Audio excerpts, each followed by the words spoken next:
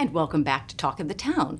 Steve Wilmot is with us now. He is a tournament director for the RBC Heritage, which just ended a couple of weeks ago. He is also the president of the Heritage Classic Foundation. So, Steve, it's great to have you with us. It's such a wonderful partnership between WHHI-TV and the Heritage. Well, thank you, and it absolutely is. This community that you're such a big part of, too, it is such a community event that we're fortunate to be a part of. I didn't actually go to the Heritage this year, but I watched it on TV. As I was telling you earlier, the course looked fantastic. The weather was fantastic.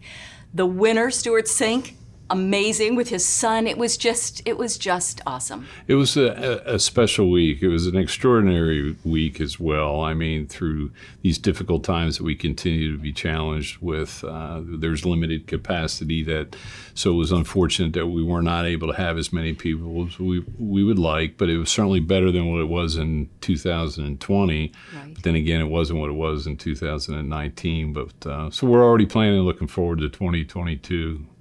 So 2022 will also be in April. I think the dates are already out.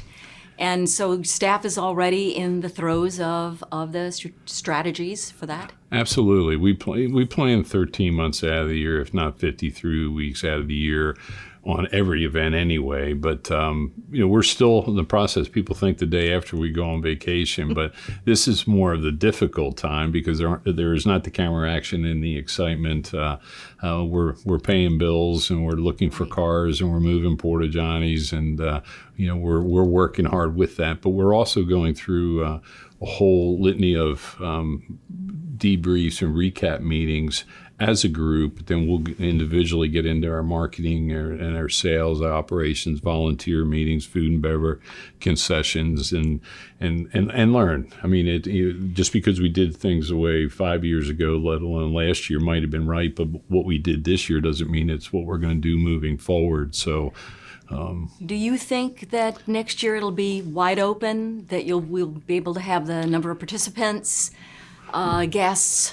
Well, we certainly hope so. I mean, we did learn a lot of things over the last couple of years, and we look back of how we were in 2019 on that Saturday. We couldn't put another person out there. This limited capacity was able to, from an operations side, certainly we don't want to be where we were, and we don't necessarily want to be there. So we're trying to work towards a happy medium so it's enhance the experience, added value, and which with the infrastructure, knowing the limitations we have with the golf course, the facilities, parking, and other things of how do we not necessarily take advantage, but what we've learned from this year's tournament to do better, to be better, so we can get better in the future. So let's talk about the foundation a little bit. Really, what is the purpose of the foundation? Where do the funds go? How did we do this year with our charities? Well, the reason we do what we do, the Heritage Classic Foundation, and in conducting a PGA Tour event, is to give back, and that's the mission statement of the PGA Tour. So. The bottom line is for charity. We did, unfortunately, in 2020, had to stop our programs because of the COVID and where we were with regards to the tournament. But we were able to open that, back up this year. And as I said, we continued to pay bills and count some dollars here and see where we are. But our scholar programs are in full force.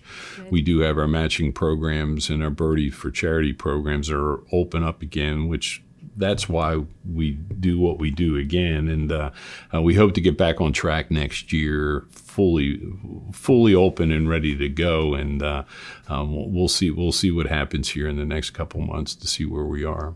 So, Steve, this is the first time you and I have talked. I know you've talked with Bob Stevens many, many times.